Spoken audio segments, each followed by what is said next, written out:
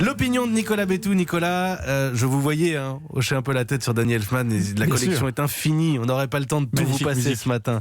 Il est présenté comme l'économiste star à la une de l'Obs, l'hebdomadaire de gauche. Thomas Piketty sort cette semaine son deuxième livre et c'est un événement. Oui, et on comprend pourquoi lorsqu'on regarde les tirages de son premier livre publié il y a 6 ans. Le Capital au XXIe siècle a été vendu à 2,5 millions d'exemplaires.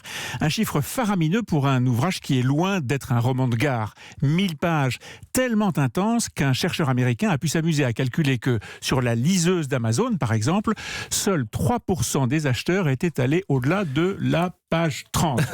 Peu importe, ce succès mondial de librairie qu'il était chic et branché d'avoir sur sa table basse a fait 600 000 exemplaires aux États-Unis et la même chose en Chine. C'est donc un vrai phénomène mondial d'édition. Il était dû à quoi ? Au fait que Thomas Piketty touchait une corde sensible, la montée des inégalités. C'est un vrai sujet, bien sûr, qu'il n'était pas le premier à dénoncer, mais son livre était très documenté et porté par tout un courant politique autour de cette question.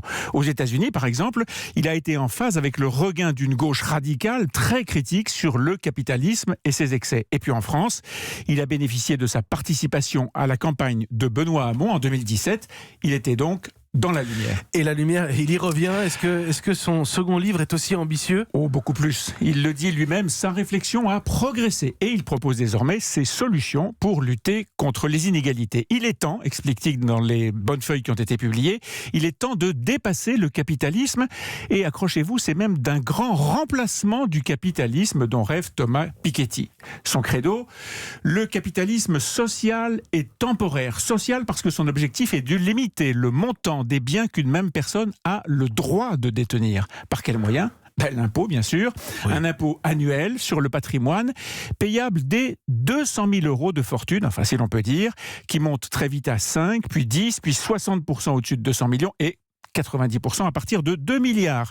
Et ce capitalisme sera temporaire, parce qu'au bout d'une génération, je cite encore, chaque famille sera tenue de rendre à la collectivité une partie de sa richesse. Alors j'imagine que dans son schéma, l'État pourra lever d'énormes sommes d'impôts. Qu'est-ce qu'il en fera ? Eh bien, il les redistribuera à tout le monde. À 25 ans, chaque Français recevra 120 000 euros. C'est, dit-il, l'héritage pour tous, et chacun pourra faire ce qu'il veut de cet argent et pourquoi pas acheter son logement. Mais s'il investit par exemple dans une entreprise et qu'il s'enrichit, hop, impôt, terminé, il repartira à la case départ. C'est assez radical. Oui, mais la question que j'ai envie de vous poser, c'est pourquoi en France ? Pourquoi un économiste aussi engagé a-t-il autant d'audience ? Eh ben, c'est un peu un mystère, effectivement. Nous sommes déjà le pays développé le plus taxé au monde, celui où les inégalités sont les moins fortes et où pourtant la demande égalitariste est la plus pressante. Disons que c'est un des charmes vénéneux de l'esprit français. Merci Nicolas Bétou, le directeur de l'Opinion, éditorialiste tous les matins dans votre matinale, juste avant 8h. C'est l'Opinion de Nicolas Bétou.